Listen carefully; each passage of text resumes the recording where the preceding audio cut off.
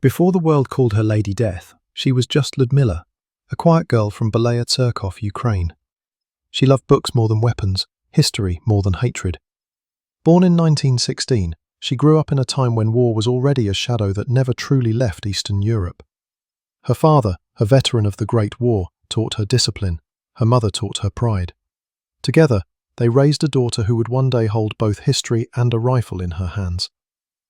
As a teenager, she joined a local shooting club, not out of passion for killing, but to prove something. The boys laughed at her, a girl with a rifle. She answered by outscoring every one of them. It wasn't long before she became known at the range for her steady hands and unblinking focus. Shooting, she once said, is not about strength, it's about control, over your body, your breath, your fear. She studied at Kyiv University, majoring in history. The plan was simple: graduate, teach, build a quiet life. But history, the very subject she loved, would soon pull her into its darkest chapter. The war comes home. In the summer of 1941, the radio crackled with a voice that changed everything. Germany had invaded the Soviet Union. Cities fell one after another. Kyiv, her city, would soon be under threat. Lyudmila didn't hesitate. She left her studies, walked to the recruitment office, and volunteered. When the officer saw her, he frowned. "Medic?" he asked. She shook her head. "No, sniper." He laughed. But when she showed him her marksmanship certificates, his smile faded. By the next day, she was assigned to the 25th Rifle Division, stationed near Odessa. The war had already begun to burn, and she was stepping straight into the fire. Baptism by fear. Her first days at the front were chaos. Artillery thundered across the horizon. Soldiers ran, shouted, disappeared. She lay flat in the dirt, the sound of bullets cracking over her head, the smell of blood and wet soil filling her lungs. For the first time, she understood what fear really meant, and how fast it could turn into focus. Her first kill came by accident. A German scout crawled through the grass just meters away. Her finger pulled the trigger before she realized it. The man's body fell silently. Her heart pounded so hard it hurt. That night, she didn't eat. She stared. "Men," he said. "But this number, it's not a goal. It's a burden. Remember that." She did. Every shot carried a name, a face, and a heartbeat. She wrote none of them down. At night, she kept a notebook, not of kills but of lessons: wind speed, elevation, timing, camouflage. She studied war as if it were a science, with the same intensity she once gave to history. To her, every battle was an exam, and failure meant death. The woman with the rifle, her reputation spread fast. By the winter of 1941, newspapers began writing about a female sniper terrorizing the Germans. The myth grew faster than the truth, but Lyudmila ignored it. She wasn't fighting for glory. She was fighting for control, in a world that had lost all sense of it. She spent hours lying motionless under the sun, her rifle pressed against her cheek, her mind emptied of everything except the target. The rifle became an extension of her body, precise, patient, merciless. When she shot, she felt nothing. When she stopped, she felt too much. Some nights she would sit beside the fire, surrounded by men who joked and drank. She stayed silent, carving the wooden stock of her rifle with small notches, not for kills, but for days survived. Letters home. In rare moments of quiet, she wrote to her mother. The letters were brief. "I am well. The nights are cold. Tell them at home that we are holding the line." She never mentioned the faces she saw through her scope. She never described the silence after the shot. War, she decided, was not meant to be understood, only endured. When asked once by a fellow sniper if she ever felt guilt, she answered softly, "Every bullet I fire is one less that will reach Odessa. That's all I need to know." Becoming the hunter. By early 1942, she was no longer the student of history. She had become its author. Her confirmed kills surpassed 200. Her commanders called her the pride of the 25th Division. The Germans called her something else, Die Todesdame, the Lady of Death. Lyudmila had become both symbol and shadow. She no longer reacted to the sound of explosions or the screams of the wounded. War had sculpted her into something inhuman, not out of cruelty but out of necessity. Yet, under the steel and discipline, by the spring of 1942, the Black Sea carried smoke instead of wind. Sevastopol was burning, and Lyudmila Pavlichenko was inside its walls. The city had become a fortress carved out of stone and blood. Every street, every cratered building, every ruined window was a sniper's nest or a grave. When the 25th Rifle Division was sent to defend Sevastopol, she felt she was coming home. But this time, home meant trenches soaked in rain, rats and sleepless eyes. Her rifle slept beside her, and her breath froze on the scope each dawn. Every morning began the same. Silence. Waiting. One clean shot. The siege. German aircraft ruled the skies. Their bombs fell like thunder, shaking the cliffs. Beneath them, Soviet soldiers held the line with whatever they had left. The air smelled of salt, cordite and fear. Lyudmila moved through this chaos like water. She changed positions constantly, crawling through mud and shattered glass. Her camouflage suit, sewn from torn burlap and coated in dust, made her blend with the rocks.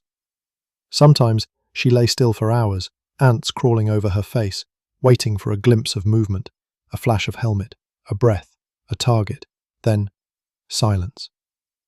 She learned to read the battlefield as if it were a living thing. When the seagulls lifted suddenly, it meant enemy patrols. When the wind carried whispers, it meant artillery was coming. Her instincts became sharper than sight itself. By the end of May 1942, her confirmed count exceeded 250. Her name spread across both lines, whispered in the trenches, broadcast in leaflets, feared in German reports. The hunt. The Germans started calling her Lady Death. They printed her picture on wanted posters dropped from planes. Lyudmila Pavlichenko, 309 kills. Whoever kills her will receive the Iron Cross. It didn't scare her. It amused her. Let them come, she told her spotter. Hunters make the best prey. And they did come. Some of the finest enemy snipers were sent to find her. For days it became a duel of patience and nerves. She would crawl into position before sunrise, study the terrain, and wait. Sometimes the fight lasted hours. One wrong breath meant death. She defeated 36 enemy snipers that way. Each one, a duel in silence, a contest of wits. When she found their silence felt too loud. The dead were everywhere, and she had no more tears to give them. Voices in the air. To break her, the Germans turned to words. They broadcast messages through loudspeakers at night.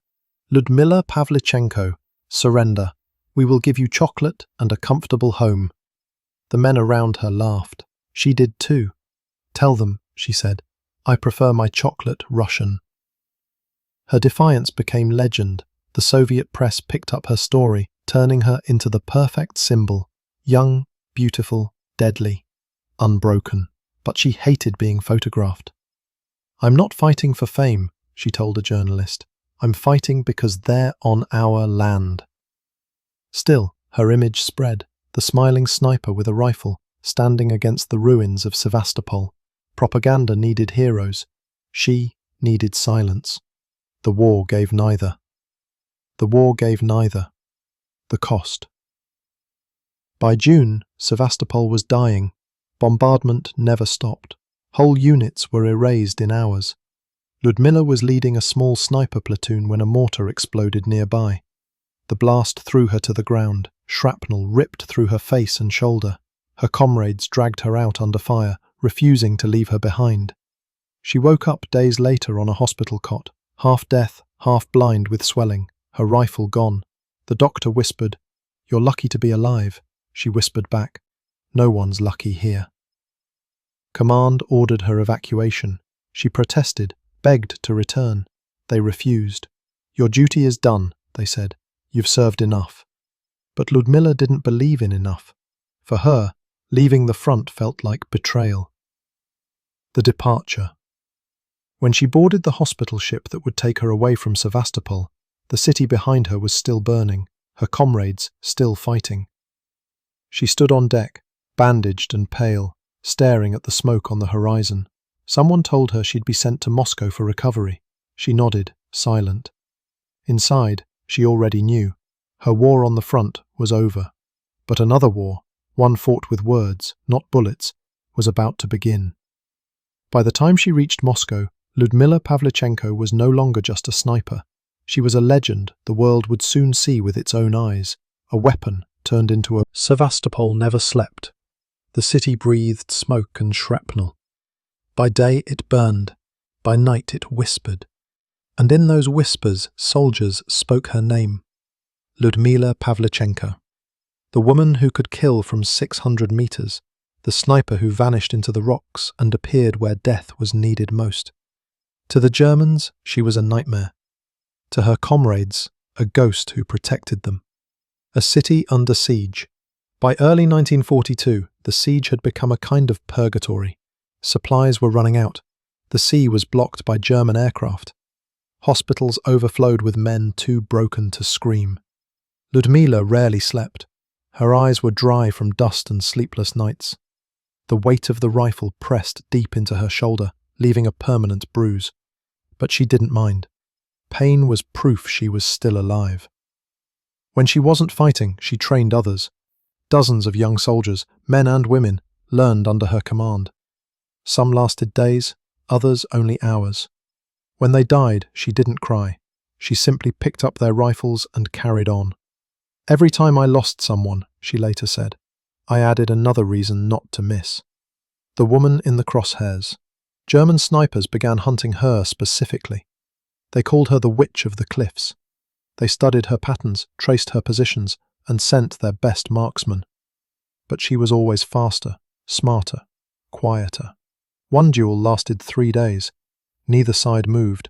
They waited, hidden, staring through scopes, two ghosts watching each other. When the enemy finally shifted to wipe his eyes, she fired. The echo rolled down the valley like thunder. Her spotter whispered, "That's 35. She didn't reply. She just exhaled and said, "Next." Every kill made her safer, but also more alone. In war, fame is a curse. Too many soldiers died trying to protect her, proud to fight beside Lady Death. And each death pressed deeper into her conscience like another bullet lodged too close to the heart. The propaganda machine. By mid-spring, Moscow began to use her story. Posters showed her smiling beside her rifle. Articles called her the Avenger of Sevastopol. But the real Lyudmila was nothing like the photographs. In the trenches, her face was grey with exhaustion. Rain. Then, one morning, she heard the whistle. A mortar landed near her, too close. The world exploded into silence. When she woke, everything was red and spinning. Her face burned, her shoulder felt torn apart. Her rifle was gone. Medics carried her through mud and screaming men to the evacuation point. She tried to protest, to stay, but she couldn't even speak. Her mouth was full of blood. They placed her on a hospital ship. From the deck, through the haze, she saw Sevastopol burning. It looked like the end of the world, and, in a way, it was. The legend leaves the battlefield. When she arrived in Moscow, she was no longer a sniper. She was an icon. Her body bore 20 wounds, her spirit hundreds more. The army forbade her return to combat. Instead, they gave her a uniform with medals and told her to inspire. At first, she hated it. She felt useless, trapped behind speeches and parades while others died. But soon she realized her war wasn't over. It had simply changed battlefields. She began visiting hospitals, speaking to wounded soldiers. They looked at her with awe. She looked at them with pain. "You think I'm brave," she told them, "but courage is just what's left when fear runs out. A ghost among the living." In Moscow, she walked the streets quietly, without insignia, without her rifle. People stared. She pretended not to notice. The papers called her the ghost of Sevastopol. They said she had cheated death, but she knew better. She had simply delayed it. At night, she still cleaned an invisible rifle. Her fingers moved through the motions, remembering the sound of metal, the click of the bolt, the breath before the shot. In her dreams, she still lay in the dirt, still waited for the target, still heard the whisper of the sea. She had left Sevastopol, but Sevastopol would never leave her. The invitation. Months later, a new order arrived, not to return to the front, but to travel abroad. The Kremlin wanted her to speak for the Soviet Union, to show the Allies the face of courage, to prove that even women stood unbroken. She didn't want to go, but when she learned that her story could help bring aid to her people, she agreed. She would fight again, this time with words. As her ship left for America, the war had taken her rifle, her comrades, and her sleep, but not her duty. When Lyudmila Pavlichenko was pulled from the ruins of Sevastopol, she believed her story was over. She had been shot, burned, scarred, and deafened. The doctors called her lucky. She called it unfinished. Her body healed slowly. Shrapnel scars still glimmered faintly beneath her uniform, but inside, the wounds refused to close. She wasn't built for silence. She belonged to the noise, to the chaos that had given her purpose. Now, in a clean Moscow hospital, she was expected to rest, to sleep, to forget. But every night she saw faces. Her spotter Mikhail, her students, her comrades in the trenches. They appeared in the smoke behind her eyelids, and each one asked the same question. Why you? She had no answer. From sniper to symbol. By late 1942, the Soviet command had found a new mission for her. The war was global now, and the Allies needed proof that the Soviet Union still stood strong. Propaganda officials decided to send a delegation across the ocean, soldiers who had become legends, and at the top of the list was Lyudmila Pavlichenko. When they told her she would travel to America, she stared in disbelief. She still limped when she walked, her hearing was partial, her body was held together by scars and discipline. "I am a soldier," she said quietly, "not a speaker." The general replied, "You were a rifle, now you are a voice." And so, she prepared for a different kind of battlefield. The ocean between wars. The ship that carried her across the Atlantic felt unreal. The air smelled of salt and diesel, not cordite and smoke. She stood on deck each evening, staring at the horizon, the wind pulling her hair back. She thought of the soldiers still trapped in trenches, of the ruins of Sevastopol still burning. She promised herself that if she had to become a symbol, she would be one that spoke truth, not poetry.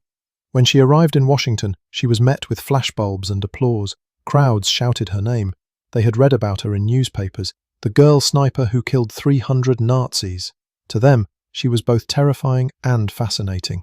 A contradiction in heels and uniform, but to Lyudmila, the noise was just another kind of bombardment. She missed the silence between shots. Meeting the First Lady. Her first meeting was with Eleanor Roosevelt. The American First Lady carried the burden of many. Let others carry you for a while. Lyudmila never forgot that. The speech that shook America. In September 1942, she stood on a stage in Chicago, facing thousands. The crowd was restless, curious, skeptical. She was only 25, shorter than they expected, with scars hidden beneath her collar. Her voice was steady, her accent thick. "Gentlemen," she said into the microphone, "I am 25 years old and I have killed 309 fascists. Don't you think you've been hiding behind my back for too long?" The words cracked through the air like gunfire. Silence. Then an eruption of applause. Reporters wrote that her speech cut deeper than any bullet. That moment changed her forever. She realized that truth, when spoken without fear, could strike harder than a rifle. The Tour of Two Worlds. For months she traveled across the United States and Canada, appearing at rallies, universities, and radio stations. She wore her medals, not for pride, but to remind people that every decoration was paid for in blood. She met factory workers who built planes and tanks, and she thanked them as if they were soldiers too. In private, she confessed to Eleanor Roosevelt, "It's strange to be applauded for killing." Eleanor replied, "You're not being applauded for killing, you're being applauded for surviving what others couldn't." Their friendship grew, one born from understanding rather than politics. When Eleanor later visited the Soviet Union after the war, she asked to see Lyudmila again. The sniper and the First Lady met in a small Moscow apartment, laughed, and spoke of peace. Two women from different worlds, both warriors in their own way. The shadow behind the smile. But behind every smile, Lyudmila carried the battlefield inside her. She couldn't escape the sounds, the echo of gunfire, the weight of the scope on her cheek, the silence after the shot.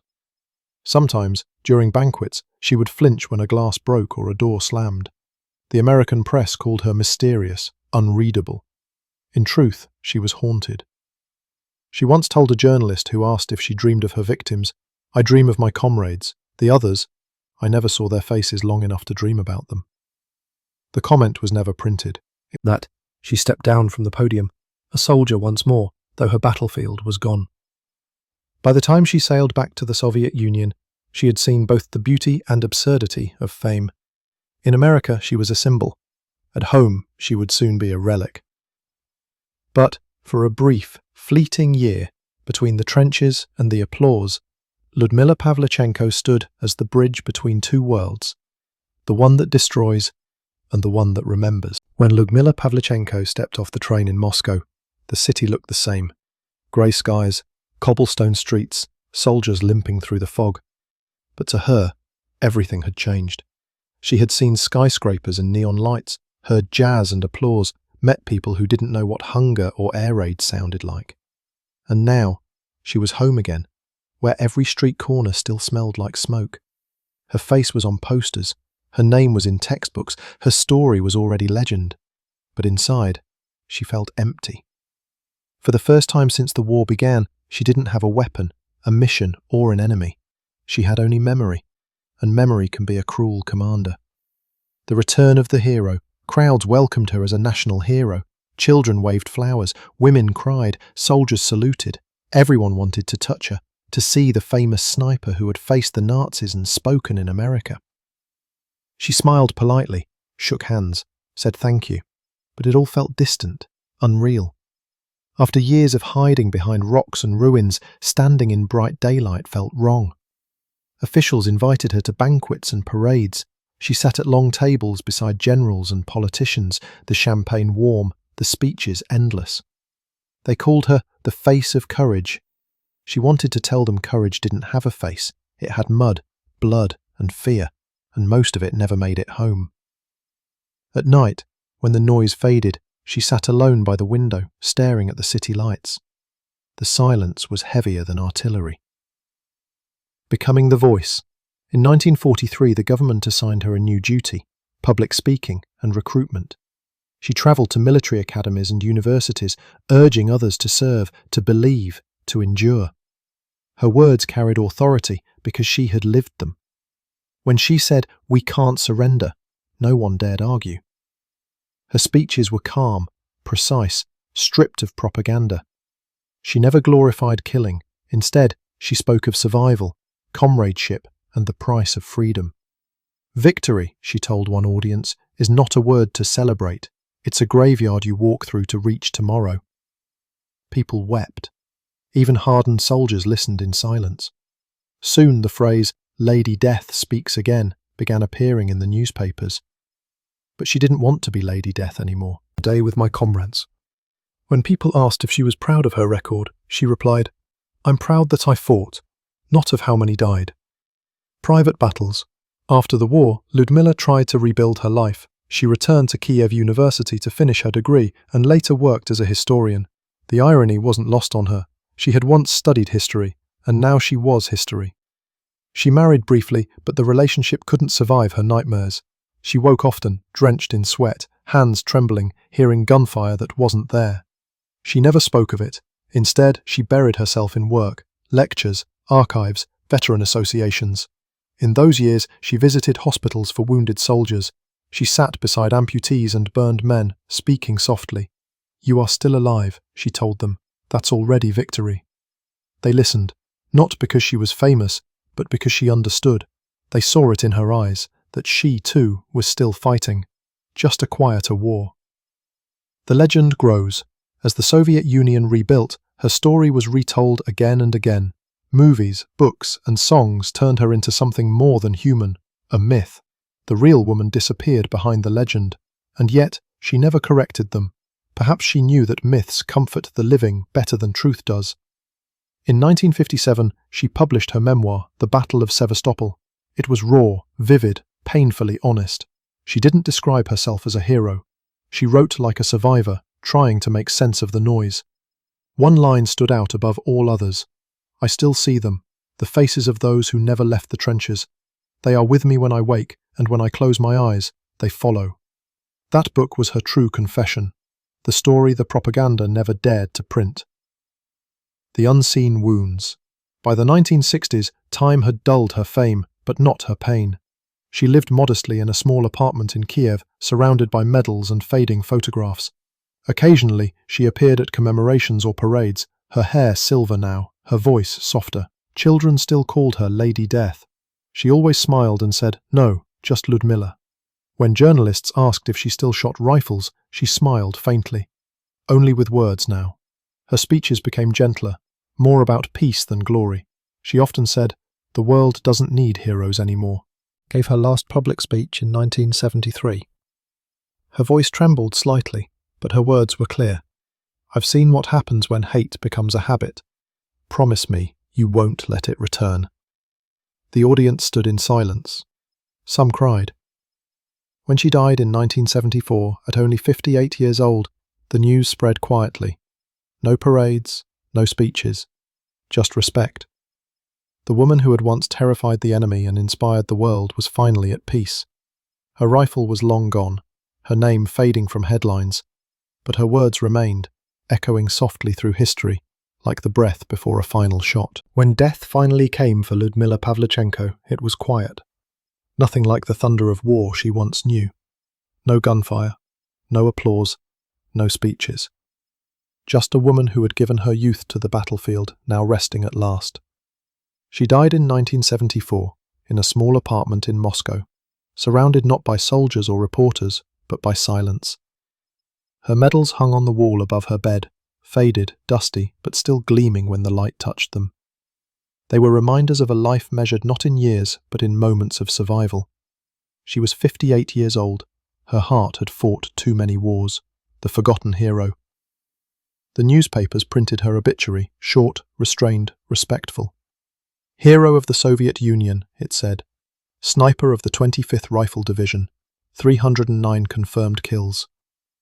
But that wasn't who she was anymore. The woman who once haunted the trenches had long since disappeared. What remained was quieter. A teacher, a historian, a woman who kept her curtains half open because she liked the morning light. Her neighbours remembered her as polite, reserved, and punctual. They didn't see a killer, only a lonely woman who fed stray cats in the courtyard. Most never realised they were living beside Lady Death. Echoes in the archives. After her death, her memoir, The Battle of Sevastopol, was reprinted. Students read it and couldn't believe the calmness of her tone, as if she were describing someone else's life.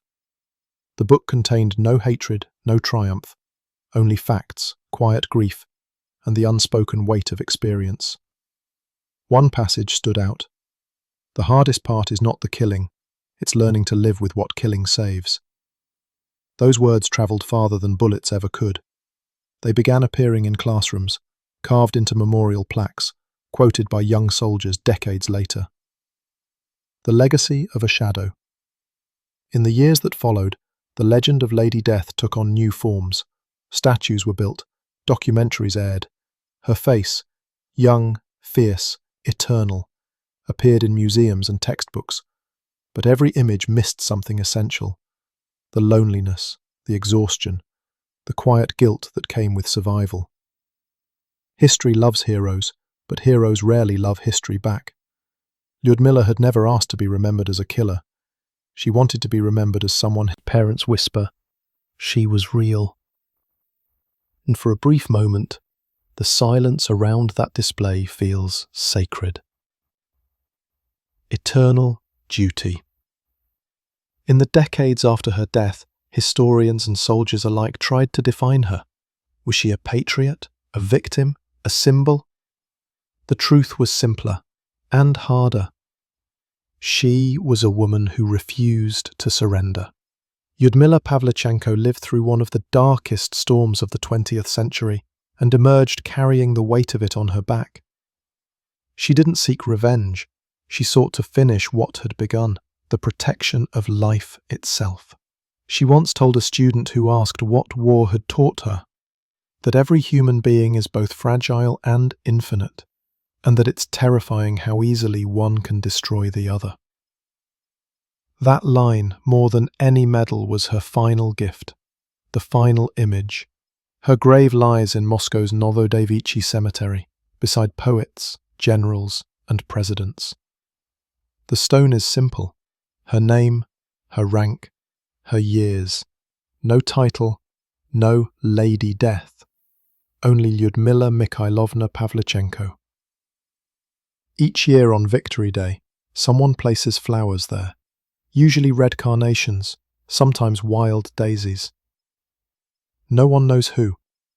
Perhaps an old comrade. Perhaps a stranger who once read her book and wept. When the wind blows, the petals scatter across the stone like fragments of a forgotten battlefield. It's quiet there. The kind of quiet she never found in life. The woman behind the rifle. History will always remember her numbers.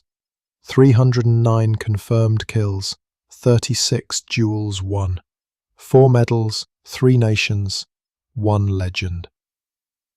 But beyond the numbers lived a young woman who once loved music and literature, who studied history, who wanted a life far from the front lines, and who, when history demanded blood, gave everything she had to defend it. She was not made of iron, she was made of will. And though her rifle fell silent long ago, her voice, calm, precise, unflinching, still speaks. I am not proud of how many I killed. I am proud of how many I protected. The sound of peace. If there is an afterlife,